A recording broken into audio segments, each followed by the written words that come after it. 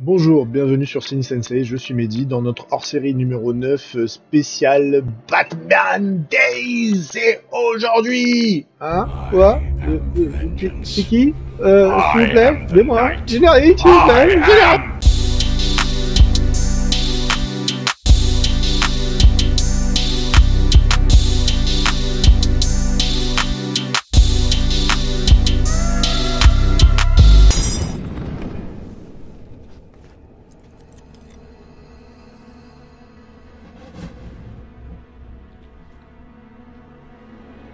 What?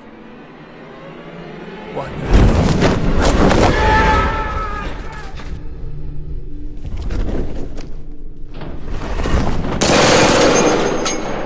Better check it.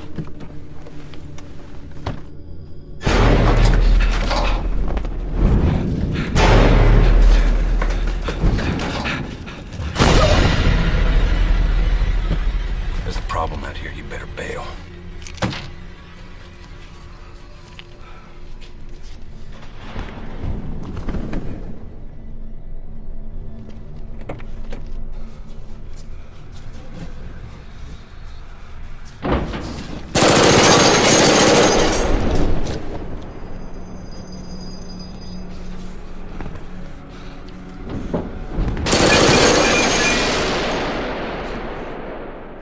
Where are you?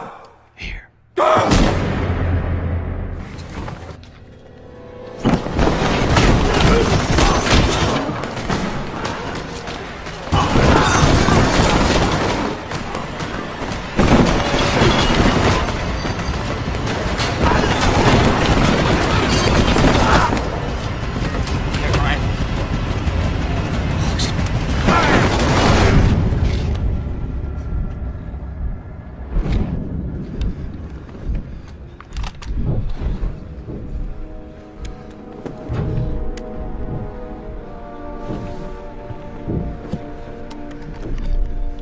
What the hell are you? I'm Batman. Donc dans cette émission spéciale, bien sûr, nous allons parler de tout l'univers qui concerne notre cher super-héros Batman. Du coup, on va parler des BD, sa création, les différents auteurs qui ont participé à la création du personnage.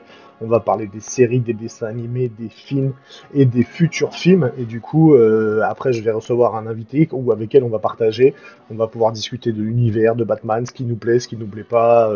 Qu'est-ce qu'on pense des futurs projets, qu'est-ce qu'on pense des différents films, on va revenir sur tous les films.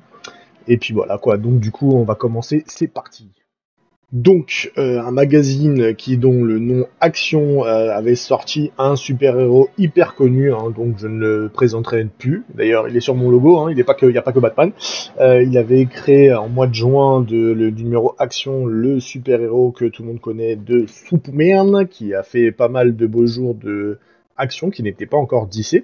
Et du coup en 1939, parce que Superman a été créé en 1938, en 1939, un an après la série Superman cartonne, du coup, DC, qui n'est pas encore DC, décide de lancer un nouveau magazine qui s'appelle le Detective Comics, et dans le numéro 27, il décide de confier la tâche à deux jeunes talents, bien sûr, qui sont Bill Finger, qui est la scénariste, et Bob Kane, pour la création d'un nouveau super-héros qui serait forcément tout l'inverse de Superman, du coup, pour que par la suite il devienne bien sûr une des figures emblématiques de ce que va devenir DC.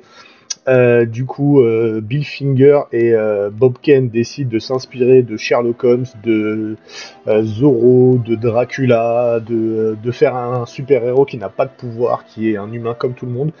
C'est juste un jeune homme milliardaire qui a plein de gadgets, un peu à la James Bond. Enfin bref, et lui, sa technique en fait, c'est qu'il a son intelligence qui le permet justement de résoudre des enquêtes, qui est le côté un petit peu détective de la BD. Et du coup, après, vu le succès de Batman, du coup, euh, la boîte de production décide de garder le nom DC, du coup, et après, il lance la carrière de Batman.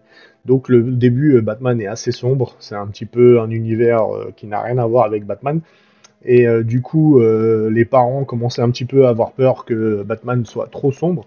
Du coup, en 1940, il décide de créer un nouveau personnage qui sera l'acolyte de Batman, dont le nom sera Robin, justement pour un petit peu adoucir un peu l'image sombre de Batman. Et grâce à ça, en fait, l'image de Batman changera petit à petit. Batman sera beaucoup moins sombre, sera beaucoup plus fun, plus drôle, et du coup, ça lancera une nouvelle légende sur Batman. D'ailleurs, il y a eu pas mal de rumeurs comme quoi Batman était gay avec Robin. Du coup, les créateurs de DC enfin, décident d'inventer la Bat Family, qui sera d'abord avec un chien, un chat, Batgirl, enfin bref, plusieurs personnages qui seront la famille de Batman, la Bat Family. Tout ça pour un peu cacher un petit peu le côté suspendu de est-ce que Batman est gay ou pas, du coup pour masquer un peu les choses. Parce que non, Batman n'est pas gay, hein, on sait maintenant, ça s'est confirmé. Et du coup, tout simplement, après, dans les années 60, une nouvelle série débarque sur la télé. D'ailleurs, Batman avait suivi plein de séries avec Superman. D'ailleurs, c'était des séries en mode radio. Et après, par la suite, ont été adaptées en film et en film noir et blanc, bien sûr. Et du coup, dans les années 60, qu'on arrive à l'arrivée de la couleur, le côté disco, bah, du coup, Batman refait surface. Et du coup, il lance une nouvelle série avec Adam West, qui est le côté parodie un peu kitsch de Batman, qui restera dans les annales parce que tout simplement c'était pas détesté par le public, c'était vraiment drôle et fun. Et du coup, cette série a duré plusieurs années. Et après, dans les années 70, Batman commence un peu à déclencher, ça a un peu dépassé en fait le côté kitsch, un peu parodie, tout ça. Donc DC décide de réinventer l'image de Batman en inventant des nouveaux auteurs, dont Frank Miller, pour créer The Dark Knight. Et du coup, tout simplement, le Batman qu'on a connu devient de plus en plus sombre. Donc dans les années 80, plusieurs BD célèbres vont faire les bases de ce que Tim Burton va utiliser.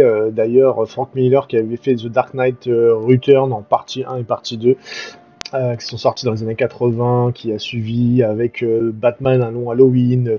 Il y avait aussi Première année, Batman Première année. En fait, toutes ces BD-là relancent un peu l'univers de Batman, qui devient ce qui était à la base un personnage sombre et non pas kitsch, un peu trop 70, un peu trop disco. Donc du coup, on arrive dans les années 80, l'image de Batman change encore une fois. Du coup, Tim Burton qui prend la lourde tâche de lancer le premier film Batman Live, qui a été en projet depuis très longtemps.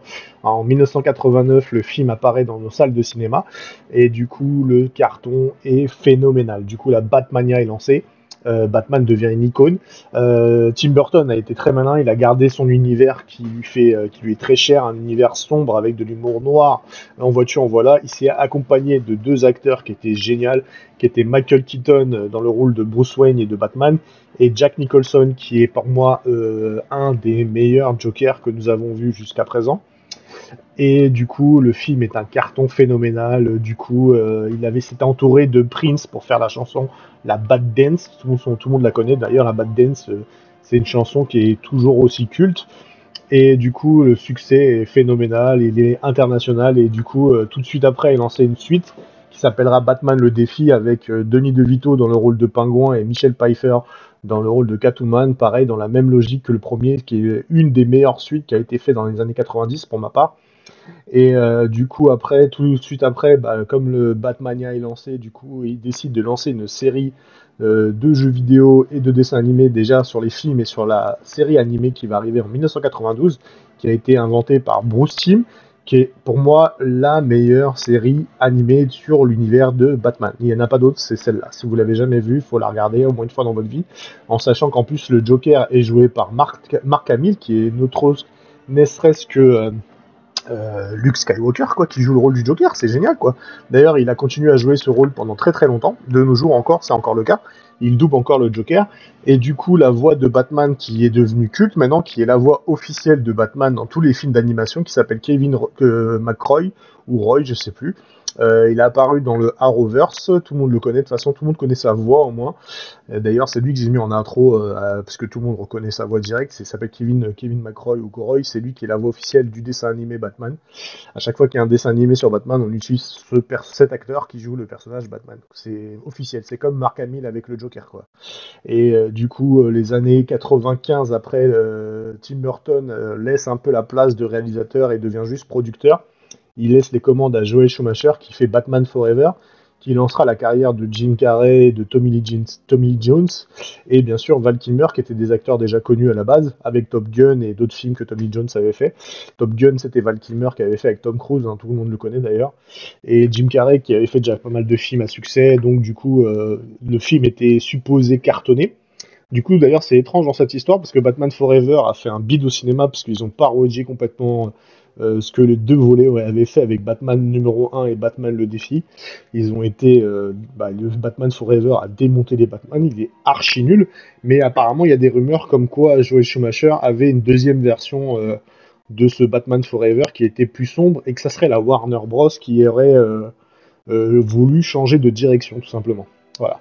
Il voulait passer à autre chose, il voulait arrêter les films sombres en fait avec Batman. Et du coup, la suite est qu'elle est sortie quelques années après, 97 je crois, pour Batman et Robin, parce que malgré que le film est nul, il a quand même fonctionné, Batman Forever. Donc du coup, ils ont lancé Batman et Robin, qu'ils ont remplacé d'ailleurs le Bruce Wayne, qui c'est George Clooney qui a pris la relève. Et ils ont rajouté deux acteurs hyper connus, dont Arnold Schwarzenegger dans le rôle de Mr. Freeze, et bien sûr Uma Thurman qui joue le rôle de Poison Ivy pour justement avoir un peu plus de poids dans ce film. Et du coup, le film, je crois, est le pire film de l'histoire des films Batman. Tout simplement. Le pire film de l'histoire Batman, c'est Batman et Robin, je crois. Le plus hideux. Et là, bien sûr, vous entendez la petite musique. Plusieurs années après, le projet Batman s'est arrêté. Normalement, il aurait dû avoir d'autres films, mais ça a été stand-by. Il y en a eu plusieurs. Il y a eu plusieurs versions. Et tous ont été rejetés. Jusqu'à arrive la vague des super-héros relancés par X-Men et Blade en 98 et 80 et 99 pour les X-Men, enfin 2000, presque 2000. En 2005, nous apprenons que Warner Bros et DC décident avec association avec Legendary filment une nouvelle trilogie sur l'univers de Batman. Et là, du coup, nous apprenons que le réalisateur est Christophe Nolan, d'ailleurs, qui est un réalisateur pas très connu encore à l'époque. Il avait fait le film comme Le Prestige qui était génial. Si ils l'ont pas vu, allez le voir, il est génial. Et du coup, cet univers-là était plutôt sombre. Du coup, ils choisissent de repartir ce qu'était Batman à la base, un personnage sombre. Et du coup, Christophe Nolan lance Batman Begins dans un univers sombre et réaliste. Et là, le film est juste une tuerie. Et magnifique, du coup. Et est un carton, mais de ouf, quoi. Il a tout déchiré quand il est arrivé. Et du coup, forcément, une suite a été enchaînée, The Dark Knight, qui est sorti en 2009, tout simplement parce que Batman Begins était juste magnifique. Du coup, ils ont sorti Dark Knight en 2009, qui est la réinterprétation du Joker par Heath Ledger, qui est devenu le meilleur acteur à avoir joué le rôle du Joker. C'était pas évident. C'était quand même le mec qui était passé derrière Jack Nicholson. Il n'y avait pas beaucoup de monde. Il y avait Mark Hamill qui avait joué le Joker aussi. Donc Heath Ledger les a tous recalés. Il a dit c'est moi le boss, quoi. Et du coup, même le film, à la fin de Dark Knight, le rôle de Batman est tellement secondaire à côté de l'interprétation de Heath Ledger en Joker que c'est juste c'est une tuerie, quoi. Et du coup, le dernier volet devait se passer avec Heath Ledger, mais malheureusement, il meurt pendant le tournage de The Dark Knight, juste à la fin. Du coup, Christophe Nolan et Christian Bale décident de tout simplement revoir leur plan. Ils décident de faire venir Tom Hardy, qui avait fait Inception avec Christophe Nolan qui avait cartonné en 2011, revient The Dark Knight Rise qui devrait se rapprocher plus du premier. Du coup, nous apprenons que Bane soit le méchant principal. Je trouvais ça un peu étrange, moi d'ailleurs. Mais en fait, c'était mieux pour rebondir parce qu'ils ont réinventé le personnage de Bane aussi sombre que les autres personnages de Batman, qui est vraiment très très bon, pas aussi bon que The Dark Knight, mais qui reste une bonne logique de suite en fait, tout simplement. Et du coup, les aventures de Christian Bale en Batman se terminent avec The Dark Knight Rise en 2011. Il y avait un 4 que Warner Bros et DC voulaient lancer, mais Christophe Nolan avait toujours dit qu'il voulait juste faire une trilogie et pas se lancer sur un quatrième film. Du coup, tout simplement, le troisième devient le dernier film Batman. Et là, on arrive en 2016. Quelques années avant, en 2013, Man of Steel avait relancé Superman, produit par Christophe Nolan. Du coup, en 2016, Zack Snyder décide de revenir au goût du jour le petit Batman qui revient avec l'acteur Ben Affleck en le nouveau Batman. Et un Batman sombre qui est plus proche des BD maintenant, qui ressemble plus à The Dark Knight. Et du coup, lance bien sûr la trilogie, enfin trilogie plus ou moins on va dire, parce que ça a été un peu escroqué. Donc Man of Steel était le premier volet, Batman vs Superman le deuxième, et finit avec le Justice League tout simplement. où Ben Affleck joue un Batman sombre, un peu tortureux, enfin plus que d'habitude, un peu alcoolique, et du coup, en fait, grâce à sa rencontre avec Superman, redevient un Batman gentil.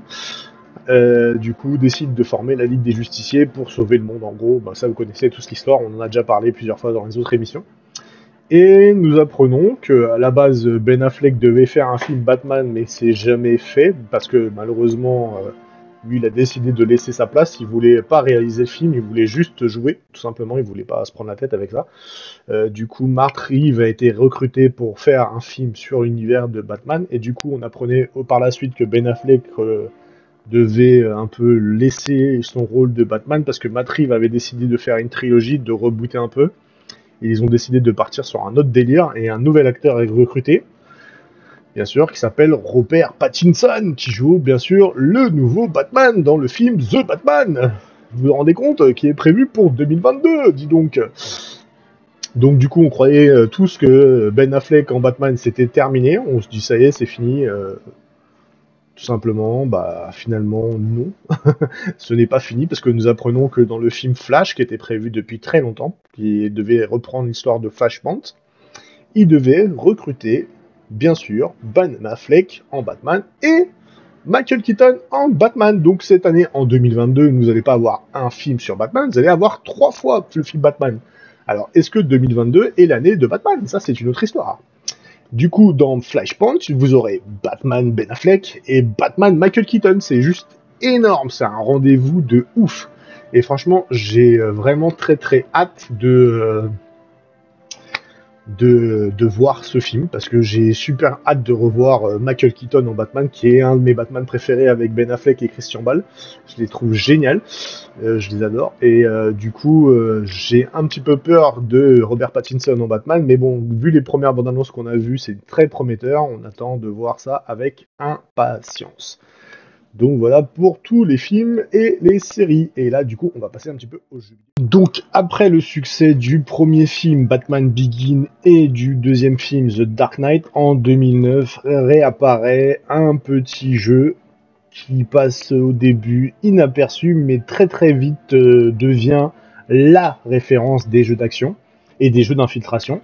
En 2009, Warner Bros et Rocksteady, qui est pas un studio très connu jusqu'à présent, décident de lancer, bien sûr il y a DC dans l'histoire, hein, un nouveau jeu vidéo sur l'univers de Batman, mais qui sera indépendant des films du moment.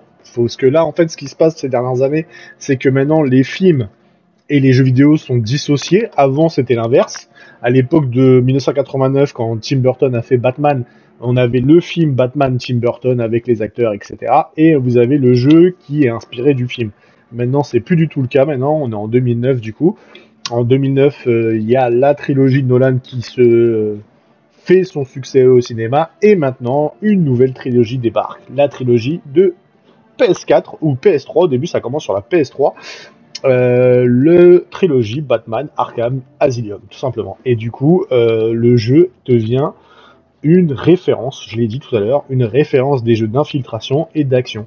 Par son dynamisme, par son univers sombre, tout l'univers de Batman est respecté, tout se passe dans l'asile d'Arkham au début. C'est vraiment, vraiment génial. Bien sûr, Kevin Conroy, qui joue le rôle de Batman dans la série des années 90, est de retour pour doubler Batman. Et bien sûr, Mark Hamill, qui joue le rôle de Joker, est aussi de retour en doublage. Et là, c'est juste une tuerie. La trilogie de Batman Arkham est la meilleure trilogie de jeux vidéo sur les films de super-héros, tout simplement. Il n'y a que Spider-Man maintenant de nos jours qui a réussi à faire à peu près un truc assimilé, mais Batman Arkham Asylum a vraiment relancé tout l'univers de Batman dans les jeux vidéo, et c'est vraiment génial. Et du coup, on a eu, grâce à le succès du premier Arkham Asylum, nous avons eu 2 volets qui s'appellent Arkham City et Arkham Knight. Et du coup Warner Bros Game ont décidé de pas s'arrêter là. Ils ont décidé de relancer un Batman Arkham Origin, qui n'est pas fait par Rocksteady malheureusement, qui se consacrait à l'époque sur Arkham Knight, qui était sorti sur PS4, premier Batman sur PS4. Du coup, le Arkham Origins n'est soi-disant 10 ans avant les événements de Arkham Asylum.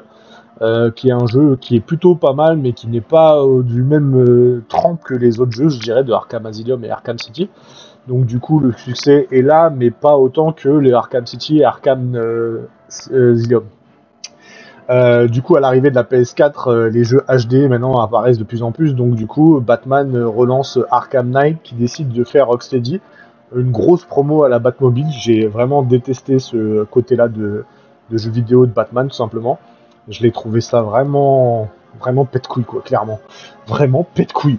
Et du coup, voilà, on s'est dit tout simplement, arrêter Arkham City, ça arrêtait très bien en fait. Arkham Knight et Arkham Asylum étaient juste magnifiques. Non, Arkham City et Arkham Asylum étaient juste magnifiques. Arkham Knight est pas de ouf qu'ils ont voulu reprendre l'histoire de Jason Todd en Red Hood, qui est pas la meilleure référence des jeux vidéo. Et là, on apprend que bien sûr sur la PS5, vous allez continuer Rocksteady à faire des jeux vidéo dans l'univers de Batman, mais là, ça sera juste un Suicide Squad qui va être fait par Rocksteady et Warner Bros et DC, mais Warner Bros Game décide de relancer un jeu vidéo qui va s'appeler les Gotham Knight, qui soi-disant la suite à plus ou moins de Arkham Knight, parce que quand on apprenait à la fin de Arkham Knight, on avait plus ou moins un supposé que Batman était mort, enfin supposé, je dis bien. Et là, du coup, Arkham Knight prend en fait que Batman est vraiment mort et que en fait c'est le Bat Family qui va essayer de retrouver le meurtrier de Bruce Wayne et de le venger, tout simplement. Donc voilà pour les jeux vidéo. Les jeux vidéo, ce que j'ai adoré dans les trilogies d'Arkham, c'est le côté infiltration, le côté sombre, le côté un peu Batman, vraiment univers sombre et tout. Et vous avez aussi des phases dynamiques d'action où vous devez vous battre sans arrêt avec des multitudes d'adversaires, d'ennemis. C'est juste magnifique, c'est vraiment génial. D'ailleurs, si vous avez un petit peu l'occasion, nous avons créé une nouvelle page qui s'appelle SPJ. Bon, elle était déjà le cas dans Ciné Sensei, mais là je les ai dissociés. J'ai dissocié la page de vidéo et la page ciné. Donc continuez à aller voir les vidéos de gameplay, je vais en refaire. D'ailleurs, on va se lancer sur Batman Telltale Series, qui est pour moi aussi une très très bonne histoire de Batman, qui a été fait en jeu vidéo, qui s'appelle les Telltale Series, qui n'est pas vraiment des jeux d'action, qui est plus centré sur l'histoire, où vous vivez plus l'histoire que vous y jouez en fait. Vous pouvez alterner les choix de Batman. C'est ça ce qui était intéressant, qui varie l'histoire, mais vous influencez pas plus que ça sur l'histoire. Mais vous pouvez, à part vos choix, influencer l'histoire. Et c'est vraiment très très intéressant. Donc voilà pour le côté un petit peu gaming, hein. Bien sûr, forcément, on en parle toujours, hein, ça fait partie de l'univers. Et pour moi, Batman, c'est un personnage vraiment très très emblématique, hein, il est vraiment sympa. Donc bien sûr, je suis toujours fan de Superman, parce que Superman représente pour moi le héros ultime. Je suis un gros fan de Superman, je le resterai toujours, mais Batman reste aussi... Batman, j'en parlerai plus tout à l'heure sur le débat. On va faire un débat sur les Batman, justement, sur les films, l'univers et tout ça. Ça sera juste après. Et du coup, c'est plus, on va dire, Batman, c'est en vieillissant qu'on apprend à aimer Batman, en fait. Quand t'es petit, t'aimes le côté gadget, le côté sympa, le côté dessin animé, parce que les dessins animés des années 90 sont vraiment magnifiques, c'est les meilleurs dessins animés, mais moi je suis persuadé que les dessins animés de 90 n'étaient pas pour les enfants, c'était des dessins animés pour les adultes, tout simplement, qui est d'ailleurs la meilleure série de dessins animés sur un univers d'un super-héros, pour ma part.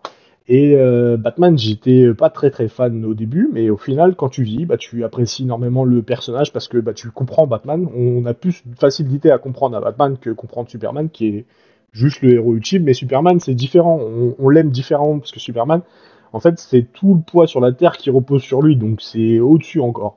Mais Batman, on le comprend mieux, on a plus de la sympathie pour lui. D'un côté, on le déteste, d'un côté, on l'aime bien. Le seul truc, le côté tortureux, c'est un personnage, il est tellement torturé que vous vous demandez si un jour ou l'autre, il va pas partir du côté obscur. Voilà, on va s'arrêter sur cette première note sympa. C'était pour le côté histoire et le côté un peu historique de Batman. Et là, on va passer maintenant au débat. C'est parti.